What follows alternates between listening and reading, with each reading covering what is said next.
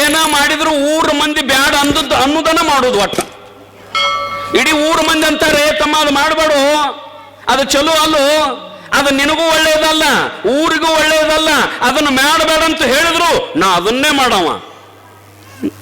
ಜನರಲ್ಲಿ ಅದ ಕಾರ್ಯದಿರಕ ಅನಿಷ್ಟ ಚಿಂತನೆ.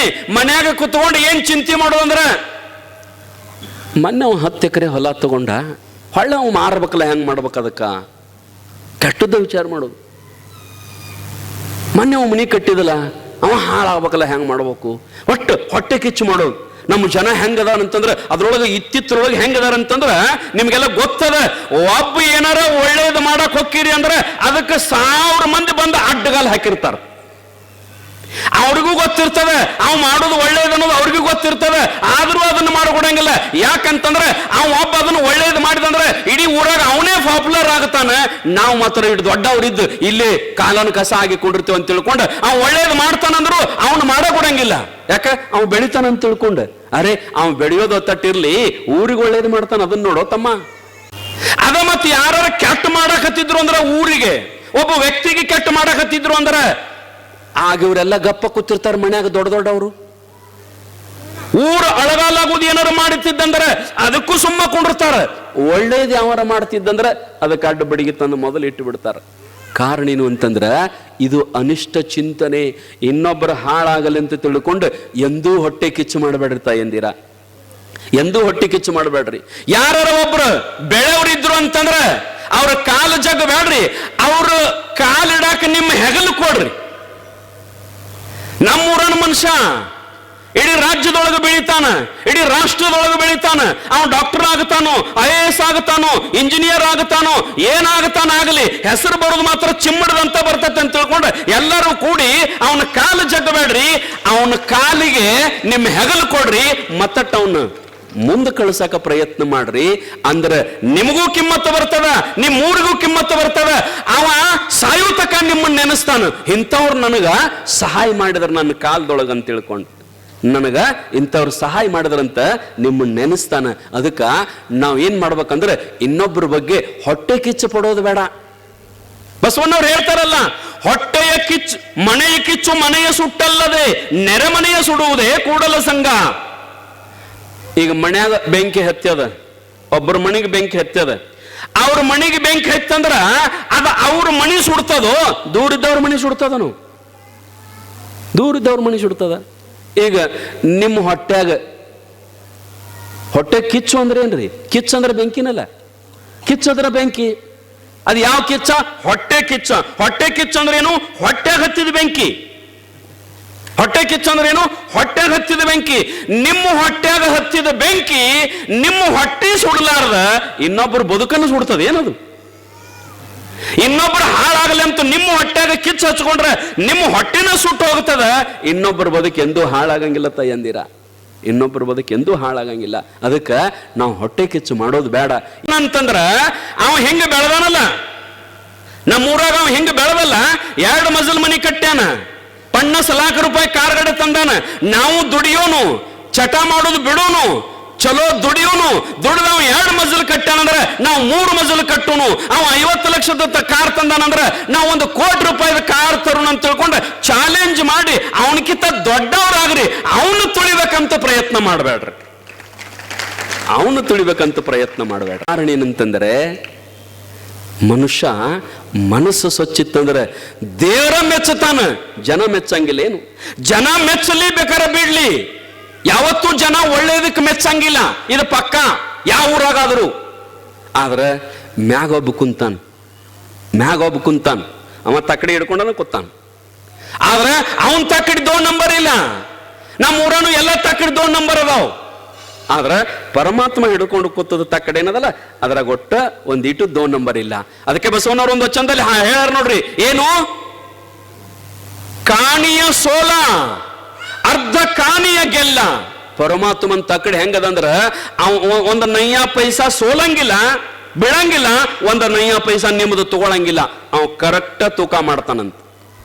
ಹರದ ಕುಳ್ಳಿರ್ದ ನಮ್ಮ ಮಹಾದೇವ ಶೆಟ್ಟಿ ಹಿರಿದಪ್ಪ ಅಂಗಡಿಯ ನಿಕ್ಕಿ ನಮ್ಮ ಮಹಾದೇವ ಶೆಟ್ಟಿ ಪರಮಾತ್ಮ, ಅವನು ಶಟ್ರು. ಆ ವಚನ ಹೆಂಗ್ ಬಿಡ್ತಾನೆ ನೋಡ್ರಿ. ಅಂದ್ರೆ ಆಗಿನ ಕಾಲದಾಗ ಶಟ್ರು ಸ್ವಲ್ಪ ಜಾಸ್ತಿ ಅಂಗಡಿ ಇಡ್ತಿದ್ರು, ವ್ಯವಹಾರ ಅವ್ರಿಗೆ ಬಾಳ್ ಗೊತ್ತಿರ್ತತೆ ಅಂತ ತಿಳ್ಕೊಂಡು ಬಸವಣ್ಣವರು ವಚನದೊಳಗ ಆ ಶಬ್ದ ಪ್ರಯೋಗ ಮಾಡ್ಯಾರ. ಏನಂತಂದ್ರ ಮಹಾದೇವ ಶೆಟ್ಟಿ ಅಂಗಡಿ ಹಾಕೊಂಡು ಕೂತಾನ, ಅವ ತಕ್ಕಡಿ ಕರೆಕ್ಟ್ ಹಿಡ್ದಾನ, ಕರೆಕ್ಟ್ ತೂಕ ಮಾಡ್ತಾನ. ಅವ ಒಂದ್ ಈಟು ಹೆಚ್ಚು ಕಡಿಮೆ ಮಾಡಂಗಿಲ್ಲ, ನಮ್ಮವ್ರಿನ ಹೆಚ್ಚು ಕಡಿಮೆ ಮಾಡಬಹುದು. ಅದಕ್ಕೆ ನಾವೇನಪ್ಪಾ ಅಂತಂದ್ರ ಜನರ ಮಾತಿಗೆ ಕಿವಿಗೊಡುದು ಬೇಡ. ಜನರನ್ನ ಒಲಿಸ್ಬೇಕಂತ ನೀವು ಪ್ರಯತ್ನ ಮಾಡಬೇಡ್ರಿ ತಾಯಂದಿರ. ಜನರನ್ನ ಒಲಿಸ್ಬೇಕು, ಅವ್ರು ನನಗ ಹೌದು ಅನ್ಬೇಕು, ಅವ್ರು ನನಗ ನಾನು ಹೊಗಳಬೇಕು. ಈ ಪ್ರಯತ್ನ ಮಾಡಕ್ ಹೋಗ್ಬೇಡ್ರಿ. ಏನ್ ಮಾಡ್ರಿ ಅಂತಂದ್ರ ಇನ್ನ ಅವನ್ನ ಮೆಚ್ಚಿಸಕ ಪ್ರಯತ್ನ ಮಾಡ್ರಿ. ಯಾರನ್ನ? ಪರಮಾತ್ಮನ ಮೆಚ್ಚಿಸಲಿಕ್ಕೆ ಪ್ರಯತ್ನ ಮಾಡ್ರಿ. ಈ ಜನರನ್ನ ಮೆಚ್ಚಿಸಾಕ್ ಹೋಗ್ಬೇಡ್ರಿ. ಯಾಕಂದ್ರೆ ಒಬ್ರು ಹಾಡ್ತಾರ ನೋಡ್ರಿ, ಏನೋ ಜನರು ಮೆಚ್ಚುತ್ತ ನಿನ್ನ ಕೈಲಾಸ ಕೊಯ್ವರೆ. ಜನ ಹೌದ್ ಹೌದ್ ಹೌದ್ ಅಂದ್ರೆ ನಿನ್ನ ಕೈಲಾಸ ಕರ್ಕೊಂಡು ಹೋಗಾರ ಅವರು, ಇನ್ನ ನರಕಕ್ಕ ತುಳಿತಾರ ನಿನ್ನವ್ರು. ನಿನ್ನೆಂದು ಕೈಲಾಸಕ್ಕೆ ಕರ್ಕೊಂಡು ಹೋಗಂಗಿಲ್ಲ, ನಿನ್ನೆಂದು ದೊಡ್ಡವನು ಮಾಡಿಕೊಡಂಗಿಲ್ಲ, ಇನ್ನ ನಿನ್ನ ತುಳ್ಯಾಕನ ಪ್ರಯತ್ನ ಮಾಡ್ತಾರ, ಅವ್ರೆಂದೂ ಅದನ್ನು ಮಾಡಂಗಿಲ್ಲ. ಜನರು ಮೆಚ್ಚುತ್ತ ನಿನ್ನ ಕೈಲಾಸ ಕೊಯ್ವರೆ, ಜನರೇನು ಬಲ್ಲರು ಒಳಗಾಗೋ ಕೃತ್ಯವ. ಒಂದು ವೇಳೆ ನಾನು ಸುಮಾರು ಇದ್ನಿ ಅಂತಂದ್ರೆ ನನ್ನ ಮನಸ್ಸಿನಾಗ ಆಗತಕ್ಕಂತ ಲೋಪದೋಷಗಳು ಜನರಿಗೇನು ಗೊತ್ತಾಗ್ತಾವ.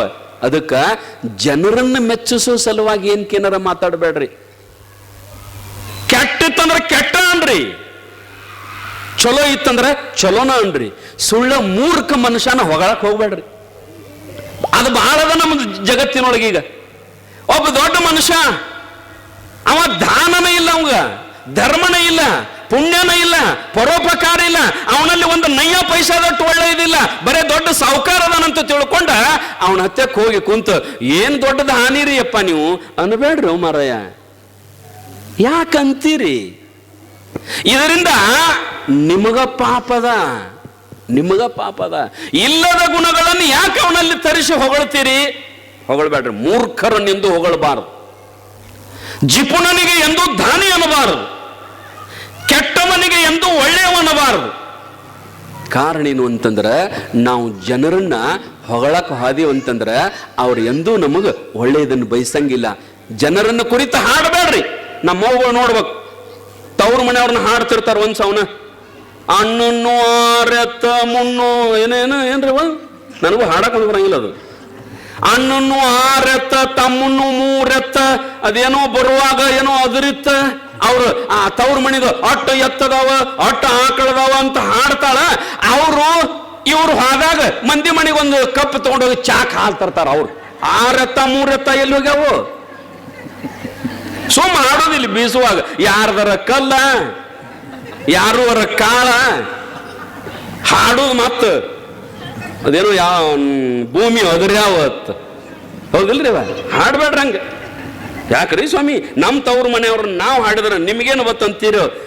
ನಿಮ್ಮ ತವ್ರ ಮನೆಯವ್ರನ್ನ ನೀವು ಹಾಡಿದ್ರು ಉಪಯೋಗ ಇಲ್ಲ. ಅದಕ್ಕೆ ಬಸವಣ್ಣವ್ರ ಅಂತಾರ ನೋಡ್ರಿ, ಹಾಡಿದೊಡೆ ಎನ್ನೊಡೆಯನ ಹಾಡು, ಬೇಡಿದೊಡೆ ಎನ್ನೊಡೆಯನ ಬೇಡು, ಒಡೆಯಂಗು ಒಡಲ ತೋರಿ ಎನ್ನ ಬಡತನವ ಭಿನ್ನಯಿಸು, ಒಡೆಯ ಮಹಾದಾನಿ ಕೂಡಲ ಸಂಗಮ ದೇವ. ನೋಡ್ರಿ ಬಸವಣ್ಣವ್ರು ಎಷ್ಟು ಚಂದ ಬರೀತಾರ. ನೀವೊಂದು ಏನಾದ್ರೂ ಹಾಡೋದಿತ್ತಂದ್ರ ಪರಮಾತ್ಮನನ್ನು ಕುರಿತ ಹಾಡು. ಹಾಡಿದೊಡೆ ಎನ್ನೊಡೆಯನ ಹಾಡುವೆ.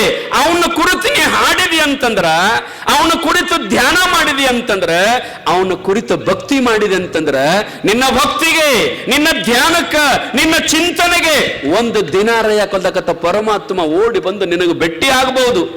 ನೀ ಬೇಡಿದ್ದು ಕೊಡಬಹುದು, ನಿನ್ನನ್ನು ಮುಕ್ತನನ್ನಾಗಿ ಮಾಡಬಹುದು, ನಿನ್ನನ್ನು ಜ್ಞಾನಿಯನ್ನಾಗಿ ಮಾಡಬಹುದು, ನಿನ್ನ ಬಡತನ ಹಿಂಗಿಸಬಹುದು. ಯಾರು? ಪರಮಾತ್ಮನನ್ನು ಕುರಿತ ಹಾಡಿದರ. ಒಡೆಯಂಗೊಡಲ ತೋ ಎಲ್ಲ ದೇವ್ರದ, ಇಡೀ ಮನಿ ಎಲ್ಲ ದೇವ್ರದ. ಕರೆ ಎಲ್ಲದಕ್ಕೂ ಜಾಗ ಐತಿ, ಸಂಡಾಸ್ ರೂಮಕ್ಕೆ ಜಾಗ ಐತಿ, ಅದ್ರಾಗ ಮೊದಲು ಅದನ್ನ ಕಟ್ರಿ ಅಂತಾರ. ಮತ್ ಇದನ್ನ ಬ್ಯಾಡ ಏನ್ರಿ? ಸಂಡಾಸಕ್ಕೆ ಮೊದಲು ಜಾಗ ಬೇಕು, ಸಂಡಾಸ ರೂಮ್ ಕಟ್ರಿ ಕಟ್ರಿ ಅಂತ ಸರ್ಕಾರದವರು ಬಡ್ಕೋತಾರ, ಊರನವರು ಹೇಳ್ತಾರ, ಎಲ್ಲರೂ ಮಾಡ್ತಾರ.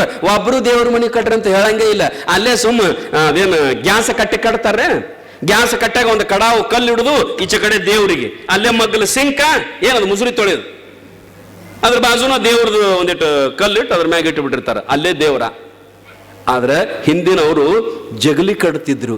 ಜಗಲಿ ಅಂದ್ರೆ ಏನ್ರಿ? ಜಗಲಿ ಅಂದ್ರೆ ಏನ್ರಿ? ಏನ್ರಿ ಸ್ವಾಮಿ, ಸ್ವಾಮಿಗಳಿಗೆ ಗೊತ್ತಿಲ್ಲ ನಿಮ್ಗೆ, ನಮಗ್ ಗೊತ್ತದ. ಜಗಲಿ ಅಂದ್ರೆ ಏನ್ರಿ? ಅಲ್ಲೇ ಮೂಲೆಯಾಗ ಒಂದು ಕಟ್ಟಿಗತ್ತೆ ಕಟ್ಟಿರ್ತಾರ, ಕಟ್ಟಿಗತ್ತೆ ಕಟ್ಟಿ ಅದ್ರ ಮ್ಯಾಗ ದೇವರ ಇಟ್ಟಿರ್ತಾರ, ಅದ ಜಗುಲಿ. ನಮ್ಗೆ ಗೊತ್ತದ. ಆದ್ರೆ ಜಗುಲಿ ಅನ್ನೋ ಶಬ್ದಕ್ಕೊಂದು ಅರ್ಥ ಅದ. ಜಗುಲಿ ಅನ್ನೋ ಶಬ್ದಕ್ಕೊಂದು ಅರ್ಥ ಅದ. ಜಗುಲಿ ಅಂದ್ರೆ ಏನ್ರಿವ? ಹಿಂದಿನ ಕಾಲದೊಳಗ ನಮ್ಮ ಋಷಿ ಮುನಿಗಳು, ನಮ್ಮ ಪೂರ್ವಜರು ಏನ್ ಮಾಡ್ಯಾರ ಅಂತಂದ್ರ, ಪ್ರತಿಯೊಬ್ಬರ ಮನಿಯೊಳಗ ಮುಂಜಾನೆ ಎದ್ದು ಕೂಡಲೇ ಜಂಗಮರ ಪೂಜೆ ಆಗ್ಬೇಕಂತ್ರಿ. ಆಗಿನ ಕಾಲದೊಳಗೆ ಹಿಂಗ ಪದ್ಧತಿ ಇತ್ತಂತ. ಆ ನಂತರ ಮುಂಜಾನೆ ಎದ್ದು ಕೂಡಲೇ ಗುರುವಿನ ಪಾದ ಪೂಜೆ ಆಗ್ಬೇಕಂತ. ಮುಂಜಾನೆ ಎದ್ದು ಕೂಡಲೇ ನಿಮ್ಮದು ಲಿಂಗ ಪೂಜೆ ಆಗ್ಬೇಕಂತ. ಬರಬರ್ತಾ ನಿಮಗೆ ಟೈಮ್ ಇಲ್ಲ, ಅದಕ್ಕ ಸ್ವಾಮಿಗಳು ಸಿಗಲಾರಕ್ಕ ಅದು ಹೋಯ್ತು. ಎದ್ದು ಕೂಡಲೇ ಎಲ್ಲಿ ಸ್ವಾಮಿ ಹುಡುಗಾಡ್ಕೊತ ಹೋಗ್ರಿ, ಅವ್ರು ಇರ್ಲಿಲ್ಲ ಅಂದ್ರೆ ಹೆಂಗ್ ಮಾಡ್ಬೇಕಂತ ತಿಳ್ಕೊಂಡು ಜಂಗಮ ಪೂಜಾ ಹೋಯ್ತು. ಆ ನಂತರ ಬರಬರ್ತಾ ಗುರುಗಳ ಪೂಜಾನೂ ಹೋಯ್ತು. ಆ ನಂತರ ಬರಬರ್ತಾ ಲಿಂಗ ಪೂಜಾನೂ ಹೋಯ್ತು. ಅದಕ್ಕೆ ನಮ್ಮ ಪೂರ್ವಜರು ಏನ್ ಮಾಡಿದ್ರ ಅಂದ್ರೆ, ಇವ್ರು ಯಾಳಕ್ಕೆ ಜಂಗಮರನ್ನು ಕರೆದು ಪೂಜಾ ಮಾಡಂಗಿಲ್ಲ, ಇವ್ರು ಯಾಳಕ್ಕೆ ಗುರುವಿನ ಕರೆದು ಪೂಜಾ ಮಾಡ್ಕೊಳಂಗಿಲ್ಲ. ಲಿಂಗ ಪೂಜಾ ಮಾಡ್ಕೊಂಡ್ರು ಇಲ್ಲ ಅಂದ್ರೆ ಇಲ್ಲ. ಅದಕ್ಕೆ ಜಗಲಿ ಮಾಡಿ ಆ ಜಗಲಿ ಮ್ಯಾಗ ದೇವರ ಇಟ್ಟು ಪೂಜಾ ಮಾಡಿದ್ರ ಗುರುವಿನ ಪೂಜಾ, ಲಿಂಗ ಪೂಜಾ, ಜಂಗಮರ ಪೂಜಾ ಆದಂಗಂತ ತಿಳ್ಕೊಂಡು ಅದನ್ನು ಮಾಡಿದ್ರು ನೋಡ್ರಿ. ಅದಕ್ಕೆ ನಿಮ್ಗೆ ಗೊತ್ತಿರ್ಬೇಕು, ಜಗುಲಿ ಅನ್ನೋ ಶಬ್ದದೊಳಗ ಏಸ್ ಅಕ್ಷರ ಅದಾವ್ರಿ? 8 ಅಕ್ಷರ ಅದಾವ್ರಿ? 3. ಬರೋಬ್ಬರ್ 3 ಅಕ್ಷರ ಅದಾವ ನೋಡ್ರಿ. ಏನು? ಜ ಗು ಲಿ. ಜ ಅಂದ್ರ ಜಂಗಮ, ಗು ಅಂದ್ರ ಗುರು, ಲಿ ಅಂದ್ರ ಲಿಂಗ. ಜ ಅಂದ್ರ ಜಂಗಮ, ಗು ಅಂದ್ರ ಗುರು, ಲಿ ಅಂದ್ರ ಲಿಂಗ. ಇವು ಜಗುಲಿ ಪೂಜಾ ಮಾಡಿದ್ರೆ, ಮುಂಜಾನೆ ಎದ್ದು ಕೂಡಲೇ ಜಗಲಿ ಪೂಜಾ ಮಾಡಿದ್ರೆ ಒಬ್ಬ ಜಂಗಮನ ಪೂಜಾ ಮಾಡಿದಂಗಾಗಿರ್ಬೇಕು. ಮುಂಜಾನೆ ಎದ್ದು ಕೂಡಲೇ ಜಗಲಿ ಪೂಜಾ ಮಾಡಿದ್ರೆ ನಿಮ್ಮ ಗುರುವಿನ ಪೂಜಾ ಮಾಡಿದಂಗ ಆಗ್ಬೇಕು. ಮುಂಜಾನೆ ಎದ್ದು ಕೂಡಲೇ ಜಗಲಿ ಪೂಜಾ ಮಾಡಿದ್ರೆ ನಿಮ್ಮ ಲಿಂಗ ಪೂಜಾ ಮಾಡಿದಂಗ ಆಗ್ಬೇಕಂತ ತಿಳ್ಕೊಂಡು ನಮ್ಮ ಪೂರ್ವಜರು ಪ್ರತಿಯೊಂದು ಮನ್ಯಾಗ ಜಗಲಿ ಮಾಡ್ಯಾರ. ನೀವೀಗೇನ್ ಮಾಡಿರಿ? ಬರ್ಷನ್ ಕಟ್ಟಿ ಮಾಡಿರಿ, ಜಗಲಿ ಮಾಡಿಲ್ಲ. ಕಾರಣ ಏನು ಅಂತಂದ್ರ, ನಮ್ಮ ಪೂರ್ವಜರು ಆ ರೀತಿ ಎಲ್ಲ ವ್ಯವಸ್ಥೆಯನ್ನು ಮಾಡಿಟ್ಟಿದ್ದಾರೆ, ಆ ರೀತಿ ವ್ಯವಸ್ಥೆ ಮಾಡಿಟ್ಟಾರ. ಅದಕ್ಕೆ ಪರಮಾತ್ಮ ನಮಗ ಒಲಿಬೇಕಾಗಿತ್ತು ಅಂದ್ರ, ಭಗವಂತ ನಮಗ ಒಲಿಬೇಕಾಗಿತ್ತು ಅಂದ್ರ ಸುಮ್ನ ಒಲಿಯಂಗಿಲ್ಲ, ಸುಮ್ನ ಆಶೀರ್ವಾದ ಮಾಡಂಗಿಲ್ಲ. ಏನ್ ಮಾಡ್ಬೇಕಂತಂದ್ರೆ ನಮ್ಮ ಹೃದಯ ಪರಿಪಕ್ವ. ಅದಕ್ಕೆ ಒಬ್ರು ಯಾರೋ ಬೈದಾರ್ರಿ ನಮಗ, ಏನು? ಪರಿಪಕ್ವ ಹೃದಯರಲ್ಲದ ಮಂದ ಮನುಜರ್ಗೆ ಬರಿದೆ ಬೋಧಿಪೆನೆಂಬ ಭ್ರಮೆ ಯಾಕೋ ಮನುಜ. ಈ ಪುರಾಣ ಶಾಸ್ತ್ರ ಮನಸ್ಸು ಸ್ವಚ್ಛ ಇಲ್ದವ್ರಿಗೆ ಹೇಳಬೇಡ್ರಿ ಅಂತ ನಮ್ಮನ್ನು ಬೇದಾರ್ರಿ ಮಹಾತ್ಮರು. ನಿಮಗಲ್ರಿ, ನಮ್ಮನ್ನು ಮಾಸ್ತರ್ಗಳನ್ನ ಶಾಲ್ಯಾಗ ಬೈತಾರಲ್ಲ, ಮ್ಯಾಗಿನ ಬಿವು ಬಂದು ಚಂದಂಗೆ ಕಲ್ಸಂಗಿಲ್ಲ ಯಾಕೆ ಓದ್ ತಿಳ್ಕೊಂಡು, ಹೌದಿಲ್ರಿ? ಹಂಗ ನಮ್ಮ ಗುರುಗಳು ನಮಗ್ ಬೈತಾರ. ಏನಂತ ಬೈತಾರ್ರಿ? ಪರಿಪಕ್ವ ಹೃದಯರಲ್ಲದ ಮಂದ ಮನುಷ್ಯರಿಗೆ, ಮೂರ್ಖ ಮನುಷ್ಯರಿಗೆ, ಮೂಢ ಮನುಷ್ಯರಿಗೆ ಬೋಧಿಪೇನೆಂಬ ಭ್ರಮೆ ಯಾಕೋ ಮನುಷ್ಯ. ಅವ್ರಿಗೆ ಹೇಳಿ ನನ್ನ ಹಠ ನಿನಗೆ ಯಾಕೋ? ಸುಮಾರಿದ್ರಂದ್ರೆ ಅವ್ರಿಗೆ ಹೇಳಬೇಡ, ನಾಲಾಯಕರಿದ್ರಂದ್ರೆ ಅವ್ರಿಗೆ ಹೇಳಬೇಡ, ಇನ್ನೊಬ್ಬರಿಗೆ ಮೋಸ ಮಾಡ್ತಿದ್ದಂದ್ರೆ ಹೇಳಬೇಡ. ನೋಡ್ರಿ ಹೆಂಗ್ ಹೇಳ್ತಾರ. ಅದಕ್ಕೆ ನಮ್ಮ ಮನಸ್ಸು ಹೆಂಗಿರ್ಬೇಕಂದ್ರೆ, ನಮ್ಮ ಹೃದಯ ಹೆಂಗಿರ್ಬೇಕಂದ್ರ ಪರಿಪಕ್ವ ಇರ್ಬೇಕು. ಈ ಇನ್ನೊಬ್ಬರನ್ನ ನೋಡಿದ ಕೂಡಲೇ ನಮ್ಮ ಹೃದಯ ಖುಷಿ ಪಡ್ಬೇಕು, ನಮ್ಮ ಮನಸ್ಸು ಖುಷಿ ಪಡ್ಬೇಕು, ಹೃದಯದಿಂದ ಶ್ರೀಮಂತರಿರ್ಬೇಕು. ಯಾರವ ಭಿಕ್ಷುಕರು ಹೋಗ್ತಿದ್ರು ಅಂದ್ರೆ ಅವ್ರಿಗೇನಾದ್ರೂ ಕೊಟ್ಟಿನಂತಕ್ಕಂಥ ಭಾವನೆ ನಮ್ಮ ಮನಸ್ಸಿನಲ್ಲಿ ಬರ್ಬೇಕು. ಒಬ್ಬಕ್ಕೆ ಯಾರು ಒಬ್ಬರು ಹೆಣ್ಮಗಳ ತಾಯಿ ಒಂದು ಸಣ್ಣ ಕೂಸಿನ ಬಗಲಾಗ ಇಟ್ಕೊಂಡು ಅಡ್ಡಾಡ್ತಿದ್ಲು ಅಂದ್ರೆ, ಭಿಕ್ಷಾ ಕೊಡ್ರಿವ, ನಾನು ಖುಷಿಗೆ ಏನಾರು ಕೊಡ್ರಿವ ಅಂತ ಅಡ್ಡಾಡ್ತಿದ್ಲು ಅಂದ್ರೆ ಒಂದು ಸೇಬು ಅನ್ಕೊಂಡ್ರೆ ಕೊಡ್ರಿ. ಅವ್ರಿಗೆ ಜೀವನದಾಗ ಎಂದೂ ತಿಂದಿರಂಗಿಲ್ಲ ಪಾಪ. ಅವು ನೀವು ಸೇಬುವನ್ನು ತಿಂದು ತಿಂದು ತಿಂದು ತಿಂದು ಗಲ ಉಬ್ಬಿಸ್ಕೊಂಡು ಅಡ್ಡಾಡಿದ್ರೆ ಆಗುದೇನು ಪಾಪ? ಅವಕಟ್ಟು ಕೊಡ್ಬೇಕಲ್ರಿ ಅವ. ನಾವು ಒಳ್ಳೆ 200 ರೂಪಾಯಿ ಕೆಲಂದ್ರೆ ಎಲ್ಲ ಕೊಡು, ನಮ್ಮ ಮನ್ಯಾಗ ಮಕ್ಕಳು ನಾವು ಒಟ್ಟರು ಕುಡ್ತಿರ್ತೀವಿ, ತಿಂದ್ರೆ ಬ್ಯಾಡ ಅನ್ನಂಗಿಲ್ಲ. ಆದ್ರೆ ಇಲ್ಲದವ್ರಿಗೆ ಒಂದು ಕೊಡ್ರಿ. ನೀವು ತಿಂದದ್ದು ಮಣ್ಣಾಗ, ನಾನು ನೀನು ಹೇಳಿನಿಲ್ಲ, ನೀವು ಸೇಬುವನ್ನು ತಿಂದದ್ದು ಮಣ್ಣಾಗ. ಆ ಹಸದ ಕೂಸಿಗೆ ಒಂದು ಸೇಬುವನ್ನು ಕೊಟ್ರಂದ್ರ ಅದ ನಿಮಗ. ಆ ಹಸದ ಕೂಸಿಗೆ ಸೇಬುವನ್ನು ಕೊಟ್ರಂದ್ರ, ಒಂದಿಟ್ಟು ಅನ್ನ ಕೊಟ್ರಂದ್ರ ಅದು ನಿಮಗ. ನಮ್ಮ ಮನಸ್ಸು ಹೆಂಗಿರ್ಬೇಕಂದ್ರ ಸ್ವಚ್ಛ ಇರಬೇಕು. ಕಾಯದಿಂದ, ಮನಸ್ಸಿನಿಂದ, ವಾಣಿಯಿಂದನೂ ಇನ್ನೊಬ್ಬರ ಮನಸ್ಸಿಗೆ ನೋವಾಗಬಾರ್ದು. ಕೆಟ್ಟ ಮಾತಾಡಬಾರ್ದು ನಾವು ಇನ್ನೊಬ್ಬರಿಗೆ. ಒಬ್ಬೊಬ್ರು ಮಾತು ಹಿಂಗಿರ್ತಾವ್ರಿ, ಅವರಿಗೆ ಇನ್ನೊಬ್ಬರಿಗೆ ಚುಚ್ಚುವಂಗ ಮಾತಾಡಿದಾಗ ಒಂದು ತುತ್ತು ಹಣ್ಣು ಹೊಕ್ಕತ್ತತ್ರಿ ಅವ್ರಿಗೆ. ಈಗ ಮನ್ಯಾಗ ಅತ್ತಿ ಸೊಸಿ ಮಾತಾಡ್ತಿರ್ತಾರ ನೋಡಿ, ಯಾಸಿನ ಮಾತಾಡು, ಸೀದಾ ಒಟ್ಟ ಮಾತಾಡಂಗಿಲ್ಲ. ಎದರ ಬದರ ಮಣಿ ಇದ್ದು ಅಂದ್ರೆ ಎದುರುಗಡೆ ಕಲ್ಲಕ್ಕಂದು ಈಚೆ ಕಡೆ ಮಲ್ಲಕ್ಕಂದು, ಇಬ್ರು ಕಲ್ಲಕ್ಕ ಮಲ್ಲಕ್ಕ ಹೆಂಗಂದ್ರ ಇಲಿಗೆ ಬೆಕ್ಕಿಗೆ ಬಿದ್ದಂಗ. ಆಕಿ ಆಡ ಕಟ್ಟಿರ್ತಾಳ ಮನಿ ಮುಂದ, ಈಕಿ ಎಮ್ಮಿ ಕಟ್ಟಿರ್ತಾಳ. ಆಡ ಕಟ್ಟಿದಕ್ಕೆ ಆಡಿನ ತೆಕ್ ಬಂದ್ ನಿಂದಿರ್ತಾಳ, ಬೈತಾಳಕಿ. ಏನಂತ ಆಡಿಗೆ ಬೈತಾಳ, ಏನಂತ? ನಿಮ್ ದಿಮಾಕೆಲ್ಲ ಗೊತ್ತದ ನನಗ, ಅದ ಆಡೇನ್ ದಿಮಾಕ್ ಮಾಡ್ತಿರ್ಬೇಕು ಪಾಪ. ಅದ ಆಡಿಗೆ ಬೇದಿಲ್ರಿ ಆಕೆ. ಆಕೆ ಬೇದದ್ ಯಾರಿಗೆ? ಎದರ ಮನೆ ಕಲ್ಲವ್ಗ, ಹೌದಿಲ್ರಿ? ಏನಂತಾಳಕ್ಕೆ? ನಿಂದ ದಿಮಾಕೆಲ್ಲ ನನಗೆ ಗೊತ್ತದ, ಕೊಟ್ಟದು ಸುಮ್ಮ ತಿನ್ನಂಗಿಲ್ಲ, ನಾಟಕ ಮಾಡ್ತೀನಿ ನಾಟಕ. ಆಡ ಸುಮ್ಮನೆ ನಿಂತಿರ್ತದ ಅದು. ಯಾವ ನಾ ಏನಾರ ನಾಟಕ ಮಾಡೀನಿ, ನನ್ನ ನಾಟಕ ನನಗೆ ಹೆಚ್ಚಾಗ್ಯದ, ನೀ ಹಾಕಿದಾಗ ತಿನ್ಬೇಕು, ನೀನು ಕುಡಿಸಿದಾಗ ಕುಡಿಬೇಕು, ಇಲ್ಲಾಂದ್ರೆ ಸುಮ್ಮನೆ ನಿಂದಿರ್ಬೇಕು, ನಂದೇನದ ಅಂತ ತಿಳ್ಕೊಂಡು ಆಡ ಸುಮ್ಮತದ, ಸುಮ್ಮನೆ ನಿಂದಿರ್ತದ. ಈಚೆ ಕಡೆಗೆ ಬರ್ತಾಳೆ, ಹಿಂದಿಗಡೆ ಎಮ್ಮೆ ಹತ್ತಕ್ಕೆ ಬಂದು ಈಕೆ ನಿಂದಿರ್ತಾಳೆ. ಎಮ್ಮೆ ಹತ್ತಕ್ಕೆ ನಿಂತ ಈಕೆ ಏನತ್ತಾಳ್ರಿ, ನೀ ತಿಂದ ಆಕೆ ಇದರ ಮನೆಗೆ ಒಂದಿಟ ದಪ್ಪಿದ್ದಳ್ರಿ, ಎದ್ರ ಮನೆಗೆ ಒಂದಿಟ ದಪ್ಪಿದ್ದಳು. ಈಕಿ ಎಮ್ಮೆ ಹತ್ತಕ್ಕೆ ಬಂದ ಹಾಕತ್ತಲ್ಲ ಮೇಲೆ ಮೇಲೆ ತಿಂದ ತಿಂದ ತಿಂದ ಹಿಂಗ ಉಡ ಉಬ್ಬಿದಂಗ ಉಬ್ಬೇದಿ. ನನಗೇನು ಗೊತ್ತಿಲ್ಲ ಏನು, ನಿಂದು ಗೊತ್ತದ ನನಗ. ಅವು ಆಡ ಎಮ್ಮಿ ಅಡ್ಡು ಕೂಡಿ ಹೊರಗೆ ಹೋದಾಗ ಮಾತಾಡಿದ್ವು ಅಂತ ಅಡ್ಡು ಅವು. ಆಡ ಎಮ್ಮಿ ಏನು ಹಿಂಗ್ಯಾಕ ನನಗೂ ಬೈತಾಳ ನಿನಗೂ ಬೈತಾಳ ಅಂತೇಳಿ ಆಡ ಎಮ್ಮೆ ಅಂದಾಗ ಅದು ಆಡ್ ಹೇಳ್ತತ್ತ. ಆಡ್ ಶಾನೆ ಭಾಳ ಇರ್ತದ್ರಿ. ಆಡ್ ಹೇಳ್ತತ್ತ, ನೀ ಸುಮ್ಮಿರು, ನೀನು ಹಚ್ಕೋಬೇಡ, ನಾನು ಹಚ್ಕೊಳ್ದಿಲ್ಲ, ಅವರೇ ನಮಗ್ ಬೇಯಂಗಿಲ್ಲ, ತಾವ್ ಅವು. ಅದು ಸುಮ್ಮ ಏನಂದ್ರ ಬೈಪಾಸ್, ಅದು ಡೈರೆಕ್ಟ್ ಇಲ್ಲ, ಬೈಪಾಸ್. ನಮ್ಮ ಮ್ಯಾಲ ಹೋಗಿ ಆಕಿಗೆ ಆಕಿ ನಿನ್ನ ಮೇಲೆ ಹಾದ ನಮಗ ಹಿಂಗಿರ್ತಾವ, ನೀ ಸುಮ್ಕೊಂಡ್ರು. ಹೌದಿಲ್ರಿ? ಕಾರಣ ಏನು ಅಂತಂದ್ರ ನಾವು ನಮ್ಮ ಮಾತು ಹೆಂಗಿರ್ಬೇಕ್ರಿ? ಬಸವಣ್ಣವ್ರು ಹೇಳಿಲ್ಲ, ನುಡಿದರೆ ಮುತ್ತಿನ ಹಾರದಂತಿರಬೇಕು. ಬಸವಣ್ಣವ್ರು ಬರೀತಾರೆ ನೋಡ್ರಿ, ದಯವಿಲ್ಲದ ಧರ್ಮ ಅದೇ ಉದಯ. ದಯ ಅಂದ್ರೇನು? ಹಸಿದವಂಗ ಒಂದು ತುತ್ತ ಅನ್ನ ಹಾಕುದ ದಯ. ಧರ್ಮ ಅಂತಂದ್ರೇನು? ಹಸಿದವಂಗ ಒಂದು ತುತ್ತ ಅನ್ನ ಹಾಕುದನ್ನ ಧರ್ಮ. ಹಸಿದವಂಗ ಅನ್ನ ಹಾಕುಕ್ಕಿಂತಲೂ ದೊಡ್ಡ ಧರ್ಮ ಈ ಜಗತ್ತಿನಲ್ಲಿ ಯಾವುದೂ ದೊಡ್ಡದಲ್ಲ. ಇದೇ ದೊಡ್ಡ ಧರ್ಮ. ಯಾವುದು? ಹಸಿದವಂಗ ಒಂದು ತುತ್ತ ಅನ್ನ ಹಾಕುವುದನ್ನ ದೊಡ್ಡ ಧರ್ಮ. ದಯವು ಬಾರದೆ ಪರಮಾತ್ಮನ ಮೇಲೆ ಮನಸ್ಸು ಕರಗದೆ. ಮನಸ್ಸು ಸ್ವಚ್ಛ ಇರಬೇಕು. ಮನಸ್ಸು ಸ್ವಚ್ಛ ಇತ್ತು ಅಂತಂದ್ರೆ ನಾವು ಪರಮಾತ್ಮನ ಹತ್ತಿರ ಹೋಗೋದು ಬೇಡ, ಅವನೇ ನಮ್ಮ ಹತ್ತಿರ ಬರ್ತಾನ. ನಾವು ಮನಸ್ಸಿನಾಗ ಕೆಟ್ಟ ಗುಣ ಇಟ್ಟುಕೊಂಡು, ಹೊಲಸು ಗುಣ ಇಟ್ಟುಕೊಂಡು ಅವ್ರ ಹಾಳಾಗಲಿ, ಇವ್ರ ಹಾಳಾಗಲಿ, ಅವ್ರ ಸೈಕಲ್ ಮೋಟ್ರ್ ಪಂಚರ್ ಆಗಲಿ, ಅವ್ರ ಕಾರ್ ಗಡೆ ಅಲ್ಲೇ ರಿಪೇರಿ ಬರಲಿ, ಯಾರ ಮನೆ ಕಟ್ಟಿದ್ರಂದ್ರೆ ಮೊದಲು ಹೋಗಿ ಅವ್ರ ಮನೆ ಮ್ಯಾಗ ನಿಂಬಿಕಾಯಿ ಒಗಿಲಿ, ಇಂಥ ಗುಣ ಇಟ್ಕೊಂಡು ನೀ ಸಾಯುತಕ ದೇವ್ರ ಗುಡಿಗೆ ಅಡ್ಡಾಡಿದ್ರು ಆ ದೇವ್ರು ನಿನ್ನ ಎಂದೂ ಕಣ್ಣು ತೆರೆದು ನೋಡಂಗಿಲ್ಲ ತಾಯಿ. ಅದಕ್ಕೆ ನಿಜಗುಂಡ್ರು ಬರೀತಾರೆ ನೋಡ್ರಿ, ಎಂತೊಲಿವನೋ ತನಗಿನ್ ಎಂತೊಲಿವನೋ ಕರಣತ್ರಯದ ದೋಷ ಮೀರೆ ಕಂತು ಕಾಲಪುರ ವೈರಿ ಗುರು ಶಂಭು ಲಿಂಗ ತನಗಿನ್ನೆಂತೊಲಿವನೋ. ನೋಡ್ರಿ ನಿಜಗುಂಡ್ರು ಎಷ್ಟು ಚಂದ ಬರೀತಾರೆ. ಎಂತೊಲಿವನೋ ಹೆಂಗ ಒಲಿತಾನೋ ನಿನಗ? ಯಾಕಂದ್ರ ಕರ್ಣತ್ರಯದ ದೋಷ ಮೀರೆ. ಕರ್ಣತ್ರಯ ಅಂದ್ರೆ 3 ಕರ್ಣ. ಅವು ಯಾವು? ಶರೀರದಿಂದ ಪಾಪ ಮಾಡ್ತಿ, ಮನಸ್ಸಿನಿಂದ ಪಾಪ ಮಾಡ್ತಿ, ವಾಣಿಯಿಂದ ಪಾಪ ಮಾಡ್ತಿ. ಕರ್ಣತ್ರಯದ ದೋಷ ಮೀರೆ ತನಗಿನ್ನೆಂತೊಲಿವನೋ. ಹೆಂಗ ಒಲಿತಾನವ? ಮುಂಜಾನೆ ಎದ್ದು ಕೂಡಲೇ ಜಳಕ ಮಾಡಿ, ಕೆಲವೊಬ್ರು ನೋಡ್ಬೇಕು ಗಣಮಕ್ಳು ಮುತ್ಯಾಗಳು ಎದ್ದು ಕೂಡಲೇ ಜಳಕ ಮಾಡಿ ಬಿಳಿ ದೋತ್ರ ಉಟ್ಕೋತಾನ, ಮುಂಡ ಹಾಕೊಳಂಗಿಲ್ಲ. ಆ ದೋತ್ರದ ಉದ್ದನ ಚುಂಗಿ ಬಿಟ್ಟು ಹಿಂಗ ಕೊಳ್ಳಿಗೆ ಹಾಕಿ ಕೈಯಾಗ ಹತ್ತಿ ಕಡೆಗೆ ಅಂತ 2 ಊದಿನ ಕಡ್ಡಿ ಹಿಡ್ಕೊಂಡು ಮಂದಿಗೆ ಕಾಣುವಂಗ ಢಾಳಂಗಿ ದೊಡ್ಡ ದೊಡ್ಡ ಬಟ್ಟಿಲೆ ವಿಭೂತಿ ಹಚ್ಕೊಂಡು ಹಿಂಗ ಬೆಳಕು ಅಂತ ಶಿವ ಶಿವ ಹೇ ದೇವ್ರ, ಹೇ ಪರಮಾತ್ಮ ಮಂದಿಗೆ ಕೇಳುವಂಗ ಅಣಕೋಂತ ಜಪ ಮಾಡ್ತಾನ. ಬಾಯಿಯೊಳಗ ಪರಮಾತ್ಮನ ನಾಮ ಜಪ, ಮನಸ್ಸಿನೊಳಗ ಮಂದಿ ಗಂಟ ಗಪ. ದೇವ್ರು ಒಲಿತಾನ ಇವ? ಬಾಯಾಗಟ್ಟ ಶಿವ ಬಾಯಾಗ ಭಗವಂತನ ನಾಮಸ್ಮರಣೆ, ಅವನ ಜಪ ಅದ, ಕರೆ ಮನಸ್ಸಿನಾಗ ಮಂದಿ ಗಂಟ ಗಪ್ಪ.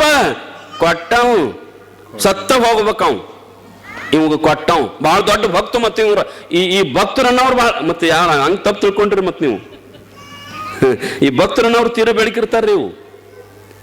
ಆದ್ರೆ ಹೆಂಗಂತಂದ್ರ ನಾವು ಇನ್ನೊಬ್ಬರಿಗೆ ಎಂದೂ ಕೇಡು ಬಯಸಬಾರದು. ನಮ್ಮ ಮನಸ್ಸು ಸ್ವಚ್ಛ ಇರ್ಬೇಕು. ಶರೀರದಿಂದ ಇನ್ನೊಬ್ಬರಿಗೆ ನಾವು ನೋವು ಕೊಡಬಾರದು. ವಾಣಿಯಿಂದ ಇನ್ನೊಬ್ಬರ ಮನಸ್ಸಿಗೆ ನಾವು ನೋವು ಮಾಡಬಾರದು, ಮನಸ್ಸಿನಿಂದ ನಾವು ಇನ್ನೊಬ್ಬರ ಮನಸ್ಸಿಗೆ ನೋವು ಮಾಡಿ ನೋಡಬಾರದು. ಕಾರಣ ಏನು ಅಂತಂದ್ರೆ ನಿಜಗುಂಡ್ರು ಬರೀತಾರೆ ನೋಡ್ರಿ, ಏನು ಮನಸ್ಸಿನಿಂದ ಹೆಂಗ ನಾವು ಪಾಪ ಮಾಡ್ತೀವಿ ಈಗ ಅಂತಂದ್ರೆ ಈಗ ಪ್ರೀತಿ ಕೊಡ್ತದ, 1000 ಮಂದಿನ ಖುಷಿ ಪಡಿಸ್ತದ. ಒಂದೋ ದಿನ ಬದುಕಿದ ಹೂವ, ಆದ್ರೆ ನಾವೆಷ್ಟು ದಿನ ಬದುಕೀವಿ? 100 ವರ್ಷ ಬದುಕೀವಿ. ಎಷ್ಟು ಜನರಿಗೆ ಸುಖ ಕೊಟ್ಟೀವಿ, ಎಷ್ಟು ಜನರನ್ನು ಪ್ರೀತಿಸಿವಿ, ಎಷ್ಟು ಜನರಿಗೆ ಒಳ್ಳೆಯದು ಮಾಡೀವಿ? ಇಲ್ಲ. ಎಷ್ಟು ದಿನ ಬದುಕಿವಲ್ಲ ಅಷ್ಟು ದಿನ ಮಂದಿಗೆ ಕೆಟ್ಟದ್ದನ್ನ ಬಯಸೀವಿ, ಮಂದಿಗೆ ಅಲ್ಲದನ್ನ ಬಯಸೀವಿ. ಅದಕ್ಕೆ ಮನುಷ್ಯ ನಮ್ಮ ಬದುಕನ್ನ ಸಾರ್ಥಕ ಮಾಡ್ಕೋಬೇಕಾಗಿತ್ತು ಅಂತಂದ್ರೆ ನಾವೇನ್ ಮಾಡ್ಬೇಕಂತಂದ್ರೆ ಒಳ್ಳೆಯವರ ರೀತಿಯೊಳಗೆ ನಾವು ಬದುಕಬೇಕು. ಪರಮಾತ್ಮ ನಮ್ಮ ಕಡೆ ನೋಡ್ಬೇಕಾಗಿತ್ತು ಅಂತಂದ್ರೆ, ಭಗವಂತ ನಮಗೆ ಒಲಿಬೇಕಾಗಿತ್ತು ಅಂತಂದ್ರೆ ನಾವೇನ್ ಮಾಡ್ಬೇಕಂತಂದ್ರೆ ಒಳ್ಳೆಯತನ ಯಾರಲ್ಲಿ ಇರ್ತದೆ ಅವರನ್ನು ಮಾತ್ರ ಪರಮಾತ್ಮ ಮೆಚ್ಚುತ್ತಾನೆ. ಆ ಒಂದ ದಿನ ಬದುಕಿದ ಹೂವ ಅದು ಎಲ್ಲಿ ಹೋಗ್ತದ ಅಂತಂದ್ರೆ ಪರಮಾತ್ಮನ ಮುಡಿಯನ್ನು ಏರ್ತದ. ಯಾಕೆ ಏರ್ತದ? ಯಾಕಂದ್ರೆ ಅದು ಯಾರಿಗೂ ಕೆಟ್ಟ ಬಯಸಿಲ್ಲ, ಅದಕ್ಕೆ ಹೋಗಿ ಪರಮಾತ್ಮನ ತಲೆ ಮೇಲೆ ಕೂತದು. ನಾವು ದಿವಸ ಹೋಗ್ತೀವಲ್ಲ ಪರಮಾತ್ಮನಿಗೆ ಭೇಟಿಯಾಗಕ, ಎಲ್ಲಾ ದೇವ್ರ ಗುಡಿಗೆ ಹೋಗ್ತೀವಲ್ಲ, ಒಂದು ದೇವ್ರ ಗುಡಿ ಉಳಿದಿಲ್ಲಲ್ಲ, ಎಲ್ಲಾ ದೇವ್ರ ಗುಡಿ ಬಾಗಲನ ಹಾಕಿರ್ತಾರೆ, ನಮಗ್ ಒಳಗ ಬಿಡಂಗಿಲ್ಲ. ದಿವಸ ಆದ್ರೂ ನಮಗ್ ಒಳಗೆ ಬಿಡಂಗಿಲ್ಲ. ಯಾಕಂದ್ರ ಮ್ಯಾಲ ಭಕ್ತಿ ಮಾಡ್ತೀವಿ, ಒಳಗ ಸುಮಾರು ಗುಣ ಅದಾವ.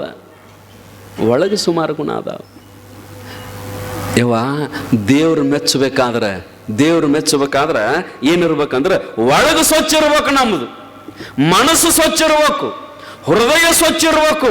ಪರಮಾತ್ಮ ನಮ್ಮ ಮ್ಯಾಗಿನ ಸೌಂದರ್ಯ ನೋಡಂಗಿಲ್ಲ. ಬಹಳ ಚಂದ ಇದ್ದೀವಂದ್ರೆ ದೇವ್ರು ನಮಗ ಲಗುಟ್ ಒಲಿತಾನಂತ ತಿಳಿದಿರಿ? ಬಹಳ ಡ್ರೆಸ್ ಮಾಡ್ಕೊಂಡು ಹೋದ್ರೆ ದೇವ್ರ ಪಟ್ನ ಬೆಟ್ಟ ಕಣಂತ ತಿಳಿದಿರೇನ್?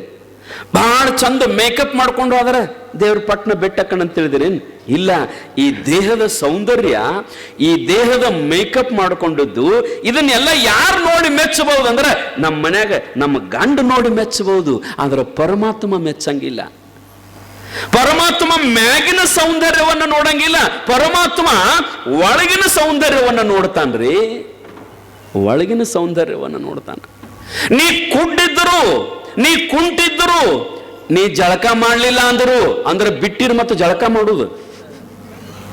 ಯಾಕಂದ್ರೆ ಮೊದಲು ಕೂತಾರ ಜಳಕನೇ ಮಾಡಿಲ್ಲ, ಕೆಟ್ಟ ನಾರಾಕತ್ತಾವ ಇದು. ಹೌದಿಲ್ರಿ?